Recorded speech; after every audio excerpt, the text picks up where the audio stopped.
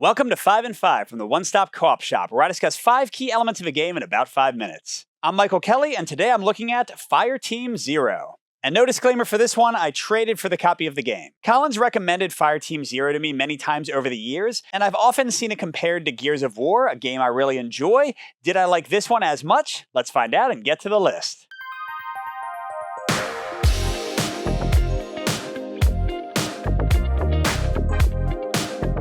So first at number 5, I'm starting with a mix, which is focused on the upgrading system. Because this is sort of a campaign game in that they have narratively linked scenarios, but mechanically each of the scenarios is a standalone. However, your characters get stronger by adding more cards to their deck and getting more ongoing skill cards. And the positive side of these is that they do make your characters feel more powerful and more unique or more different from each other, and you can try out different combinations and sort of build in each game you play, so it can be a lot of fun. But for the negatives, first of all, I don't think the cards are well balanced, so I found myself picking the same ones over and over again until I eventually house ruled that I had to kind of randomly choose. And also for the action deck, adding more cards to it isn't always fun because each class has certain cards that are super powerful, but by adding these other action cards as good as they are, you dilute your deck and see your best cards less often, so it's not entirely a good experience. My number 4 is also a mix, one that I didn't really love in Gears of War either, and that's the fact that things constantly spawn over and over again.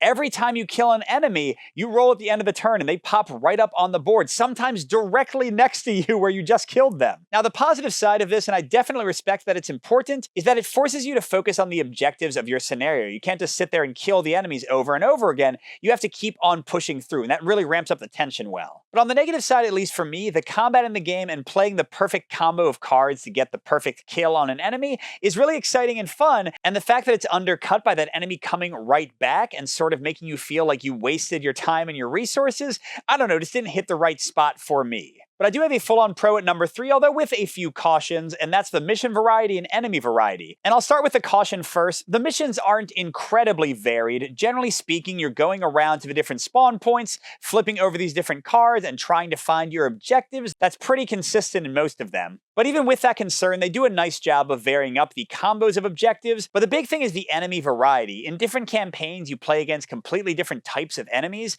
and they can change the entire feel of the game and the tactical movement around the map. Some enemies are quick but weak, some are slow but incredibly tough, and they form sort of barriers that you don't want to go near as you explore the map. And when you add in the bosses, things get even crazier, so overall I like this a lot, even though again, you're kind of doing the same thing turn after turn. And I have another pro at number 2, my favorite thing about the game easily, and those are the multi-use action cards. So each class in the game has a fully unique deck of action cards, and as I mentioned earlier, you can upgrade and add cards to the deck. And the best thing about these cards are the tough choices they force upon the player, because you can use them for attacks with varying ranges and damage values and attack types. But you can also use them for abilities, and these abilities are really cool, and the best part about them for me is how cooperative most of them are, because many of them allow you to boost an ally's attack, or stop a monster from attacking an ally, doing all kinds of cool things, healing an ally. I just love the ways it brings the team together and forces them to cooperate. And finally, like in Gears of War, your cards are your health, although in a way it's a bit easier than Gears,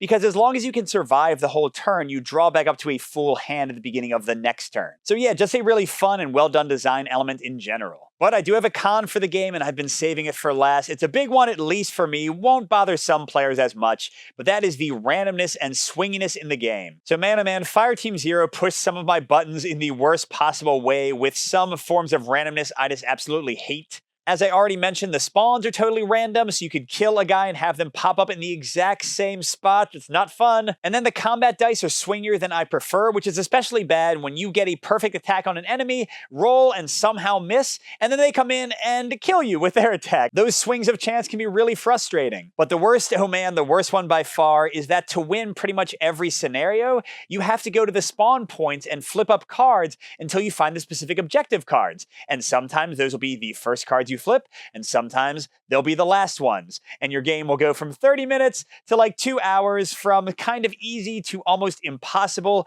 I hated that in Maximum Apocalypse. I hate it here. I don't know if I'll ever like a game that uses that kind of mechanic. It's just too frustrating for me. I can't deal with it. Some people will be able to, not for me though, sorry. So overall, I can recommend Fireteam 0 for tense solo and cooperative play, especially for players who like a high challenge in their game and who like really tough enough tactical card play and strategic cooperation. And I can also recommend it if you are sick of long, endless campaign games, because again, even though this sort of presents as a campaign game, it's actually one-offs and really quick to play. But on the other hand, you might want to avoid this one if you don't like randomness, and some more randomness, and some swings of luck where you suddenly lose through no bad choices of your own.